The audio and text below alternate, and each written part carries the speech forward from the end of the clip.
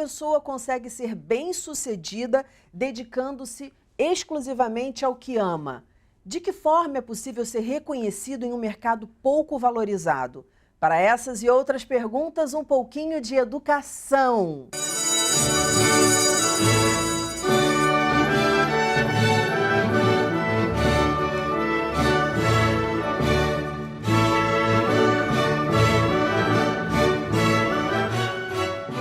Eu vou conversar com o professor emérito de Literatura Brasileira da Faculdade de Letras da Universidade Federal do Rio de Janeiro, que já deu mais de 600 palestras em quase todos os estados do Brasil e no exterior.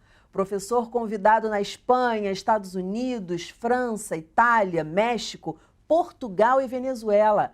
Autor de mais de 500 textos publicados nos principais cadernos literários brasileiros e internacionais. Eleito desde 2004 para a Academia Brasileira de Letras, doutor Antônio Carlos Sequim. Muito bem-vindo e que currículo bonito, por isso que tem que ler todo no início para a galera saber com quem a gente está falando, que histórias inspiradoras vêm por aí. Muito bem-vindo. Muito obrigado, é um prazer estar aqui para conversar com você e com nossos espectadores sobre cultura, ensino, educação, literatura, tudo isso que compõe a minha vida. Exatamente, a gente quer saber a sua história. Esse amor por lecionar, como é que ele começa? Ele começa na minha infância, né? Porque eu sempre tive uma vocação dupla de tentar entender as coisas e tentar fazer com que os outros entendam essas mesmas coisas. Então, entender, descobrir, é uma aventura individual. E passar isso para o outro é uma espécie de vocação coletiva, né? Essa tendência que algumas pessoas têm pela alegria de compartilhar aquilo que sabe e aquilo que está descobrindo.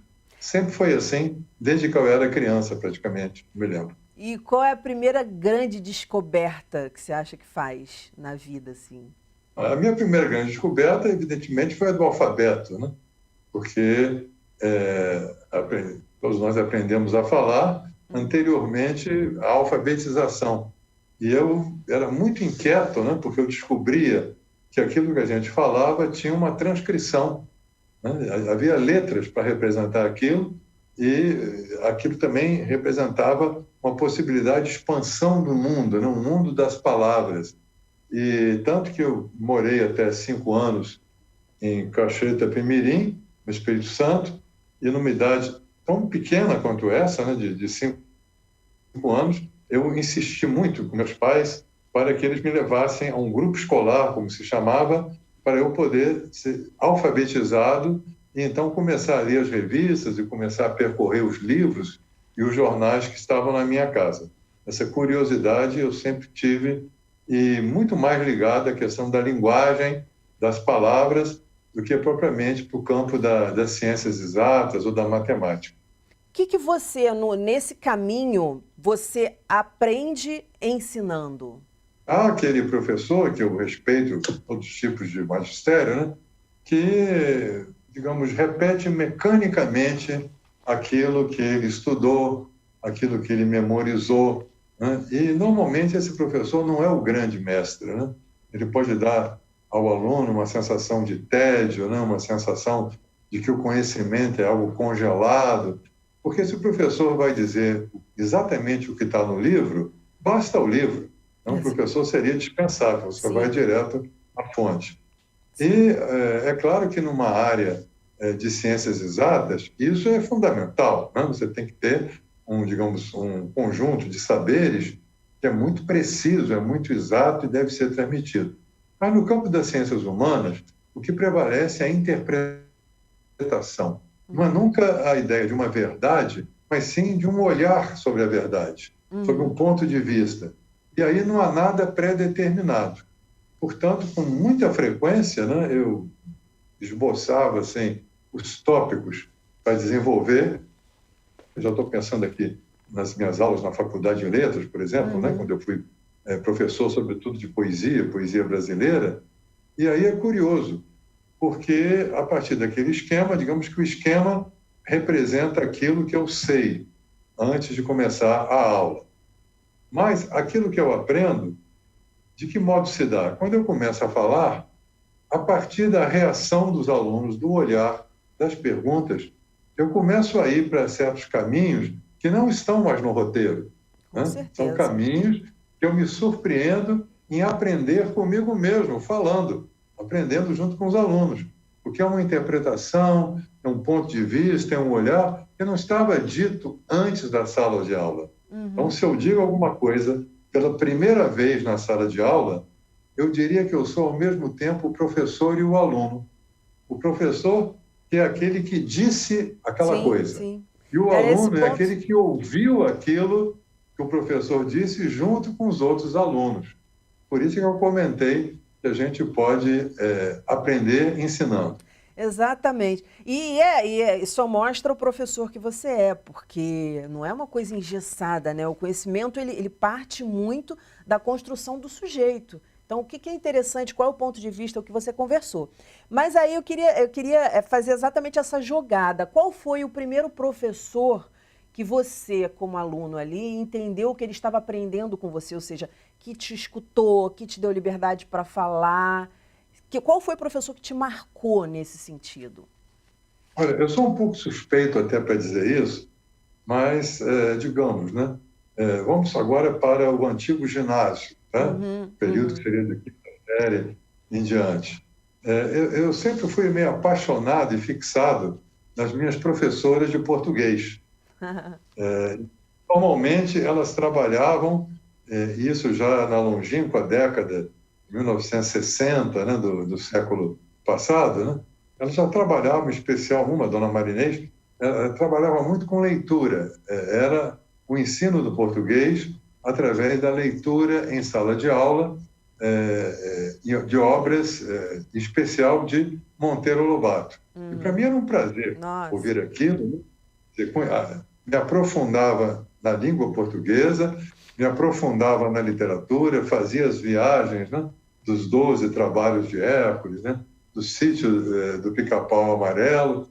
E no final do ano, ou antes disso, perto do Dia do Mestre, costumava-se fazer uma enquete entre os alunos para saber qual era o professor que aquela turma iria homenagear.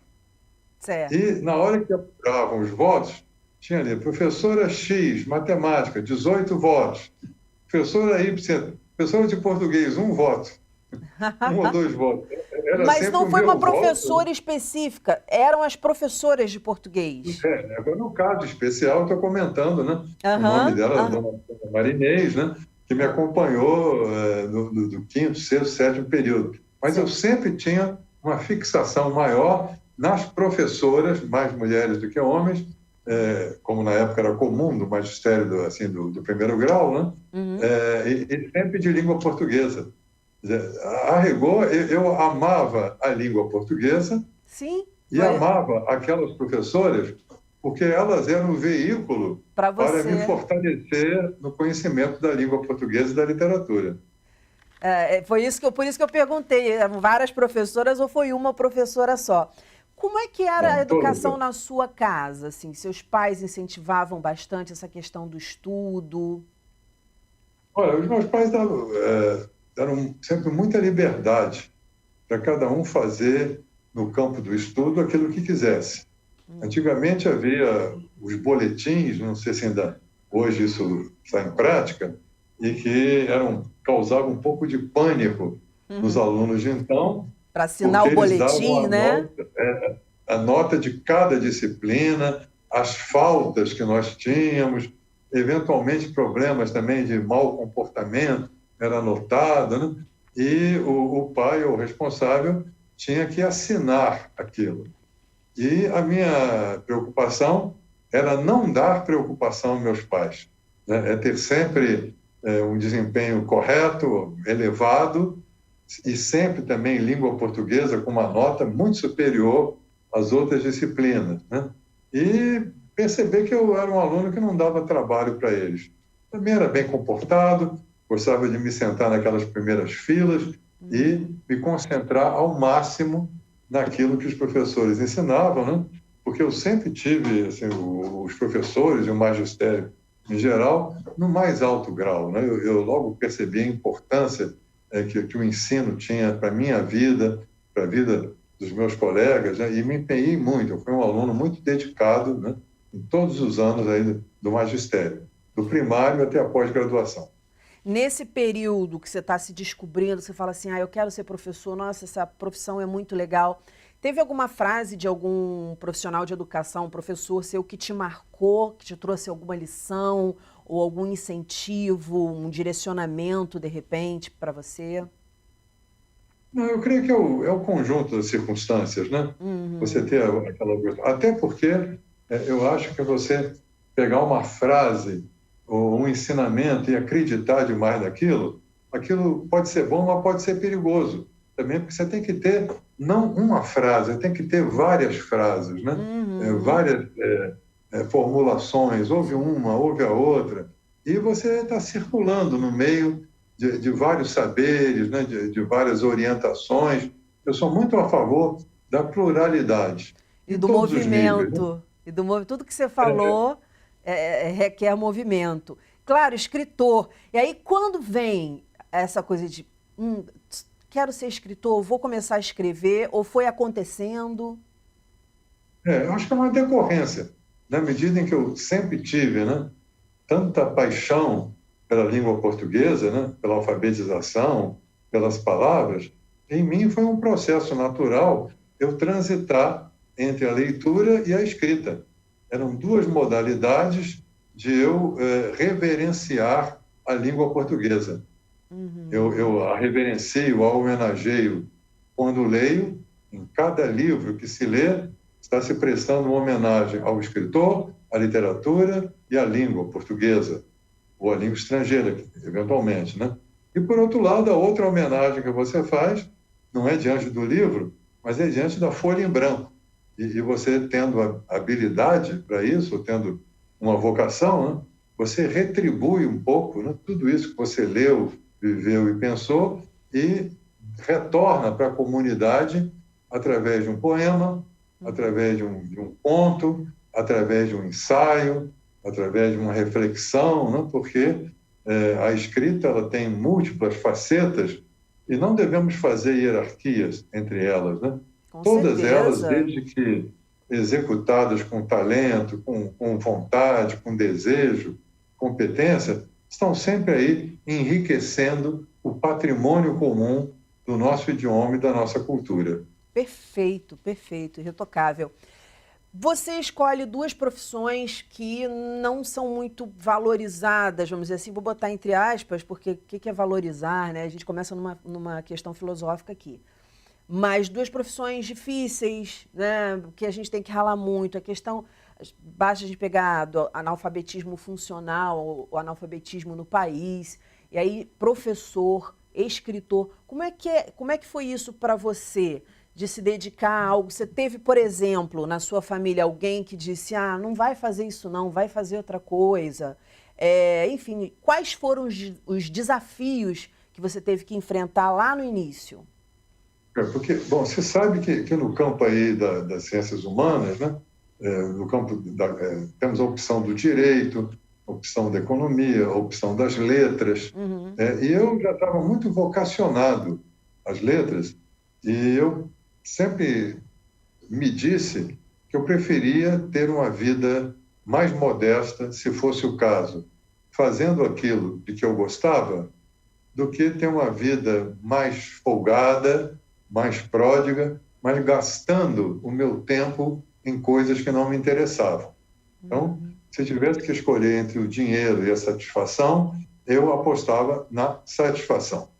Tanto que, durante um período, eu cursei simultaneamente Direito e Letras, Nossa. porque, através do Direito, se chegava mais facilmente, não só às bancas de advocacia, claro, mas, sobretudo, ao concurso como Itamaraty, para ser diplomata. E eu percebia na minha família uma torcida grande para que eu seguisse por esse caminho. Eu fizesse direito para me tornar um diplomata, né? Poder correr o mundo e representar o país. E conheço até escritores que são diplomatas, amigos meus, né? Mas como eu sou feliz por ter feito a minha opção do coração mesmo, né? E quando eu passei para o terceiro ano, tanto de Direito quanto de Letras, eu já percebi a enorme diferença do prazer com que eu fazia a faculdade de Letras e de um certo ar burocrático com que eu fazia a faculdade de Direito. Ambas são espetaculares, mas cada um tem que saber para Sim, onde bate o seu onde desejo e a sua encaixa. vocação. Aham.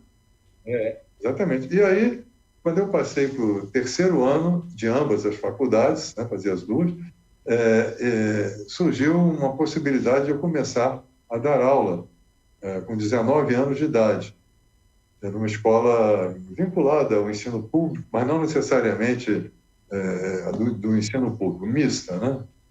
E aí eu comentei com a minha família que era impossível eu ter um contrato de 40 horas de magistério e fazer duas faculdades junto com esse contrato de 40 horas, porque o dia não daria Humanamente. vazão. Aham. Digamos que isso aí foi o gancho que eu tive para poder, sem conflito nenhum, abandonar a faculdade de Direito no terceiro ano e conciliar o magistério com o término da faculdade de Letras, certo? Então, eu tinha 2 anos de faculdade, eu já dando aulas de segunda a sexta, de 6h50 da manhã até meio-dia, sem interrupção, a 30 quilômetros da minha casa, sem ter carro, tendo que pegar 2 ônibus, e fazia aquilo com uma alegria e com um prazer extraordinário. Dando aula nas manhãs, a partir de 6h50 da manhã, o que a idade não favorece a gente, né? Sim, sim. Que disposição nós temos para enfrentar o mundo. Com Né? certeza. Eu fazia isso de manhã e cursava a Faculdade de Letras à tarde. Foi assim que começou tudo. Mas é essa questão da idade mesmo, porque eu também fiz 2 faculdades, fazia estágio, dava aula, que eu comecei também a dar aula com 17 anos, e é outro pique, né? É o pique que é o momento que a gente tem que fazer as coisas mesmo. Teve algum momento que você pensou em desistir, ou falou, ai, será que esse é o caminho? Ou sempre teve convicção do que você queria? Não, que para mim sempre foi tão prazeroso trabalhar naquilo que eu gosto, né? Dar aula, e aula sobre assuntos que me interessavam, em boa parte língua portuguesa, mas em grande parte literatura, né? Então aquilo para mim era tão satisfatório, né? O retorno que eu tinha também dos meus alunos, que viam o entusiasmo com que eu dava uma aula, eu pretendo até hoje ter guardado, pelo menos, se não a vitalidade de antigamente, o entusiasmo de antigamente, né? Eu procuro transmitir essa paixão em tudo que eu faço, em tudo que eu falo. Aquilo para mim nunca foi objeto de discussão, de que ali estava o meu caminho, mas traçando sempre metas, né? Por exemplo, a minha meta, desde que eu entrei na Faculdade de Letras, com 17 anos, era me tornar professor de literatura brasileira daquela faculdade onde eu tinha entrado como aluno. Às vezes o destino não permite que você realize aquilo que você planeja. Mas, no meu caso, eu só posso agradecer as circunstâncias, né, que possibilitaram que, de fato, eu trabalhasse com aquilo que eu sempre quis, no lugar que eu sempre quis. Perfeito. Mas o que você teria a dizer para as pessoas que pensam assim, caramba, eu quero ser escritor ou professor, mas é tão complicado, é tão difícil, será que eu consigo? Eu vou passar fome, eu vou passar necessidade e, sei lá, não vou conseguir sustentar minha família. O que você diria para essas pessoas que desanimam, né? Ah, acho que eu não vou conseguir não e tal. Olha, aí são duas atividades diferentes, quer dizer, embora correlatas, o Sim. magistério e, digamos, a escrita, né? A profissão do escritor. Evidentemente, a profissão, a condição de escritor é muito mais difícil do que a do magistério. Muito mais. É muito mais, porque você entra no mercado competitivo, você não sabe como publicar seu livro, você não sabe qual é a receptividade, né? E você nunca deve supor que aquilo que você escreve, por melhor que seja, vai ser suficiente para garantir o seu sustento. Tanto que boa parte de escritores, ou quase a totalidade, né, tem que ter uma outra atividade para garantir o sustento. Seja uma atividade muito próxima, como o jornalismo, né?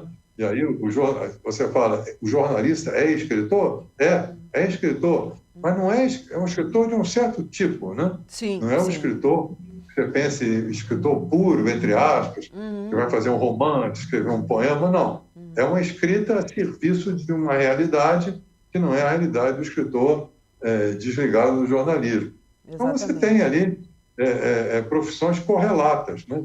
Antigamente era imenso o número, até para citar o direito, né, de advogados, que a pessoa era escritora e, então, para sobreviver, ele era advogado, ou é diplomata. O que eu acho interessante no magistério, em qualquer nível, e especialmente no nível superior, para o escritor, é ele ter uma profissão que está vinculada à prática da palavra criativa. Exato. O tempo inteiro. Perfeito. Né? Então, o professor de literatura e escritor, ele cria de um lado e ele trabalha com a criação do outro. São universos que se alimentam. É uma delícia. Normalmente, quando ele é um escritor e tem uma profissão que não tem a ver com a palavra ou com a criação, ele fica 7, 8 horas por dia batendo ponto numa coisa. Exato. E depois, na brecha que ele tem, ele vai ser o escritor. Então, o professor pode ter essa grande vantagem de juntar as coisas. Exato, isso é perfeito. Então, por exemplo, para o escritor, a sua dica seria essa: tenha uma outra profissão que tenha aderência com o que você faz, com o que é escrever. Quanto mais, melhor. É para uma questão até o seguinte: nós temos um limite físico de tempo, né? De tempo de vida e de tempo durante o dia de você dedicar a um trabalho, ao emprego e à criação. Quanto mais próximo esse trabalho tiver da criação, melhor, evidentemente. Né? Com certeza. Para finalizar, eu queria que você dissesse como você acha que uma criança deve ser educada. Não, eu não teria mesmo qualquer normatividade sobre isso. Tá? Eu retorno àquela palavra da pluralidade. Eu creio que a melhor educação é aquela que for a mais livre possível. Perfeito. Tanto em sala de aula, quanto na família. Né? Quanto mais a pessoa puder seguir os seus impulsos, qualquer nível, né? Seguir os seus desejos, a sua vocação, mais a pessoa estará próxima da sua própria felicidade. E quanto mais coercitivo, normativo, né, imperativo for o ensino ou for a educação, né, mais a criança tenderá a ter problemas, a sentir-se reprimida, a sentir-se sufocada. Então, liberdade sempre para tudo e para todos. Para sermos autênticos, que na verdade é o que somos, né? Para nos reconhecermos autênticos e inéditos. Muito obrigada pela sua entrevista, foi um prazer entrevistar você. Pena que o tempo aqui na Educação passa voando, então a gente já está realmente com o tempo estourado. E volte sempre, vamos conversar mais, a gente tem muito que conversar, tem muita história. Você quer deixar um recadinho? Não, só agradecer a todos aí pela audiência e a você em particular pelas perguntas tão interessantes. Muito obrigada. Já volto aqui, eu só vou me despedir do pessoal, mas eu já volto só um segundinho. O nosso programa fica por aqui, mas na segunda-feira que vem tem muito mais às 9 horas da noite. Educação, se você não se envolver, não cola. Saúde, saúde e até lá!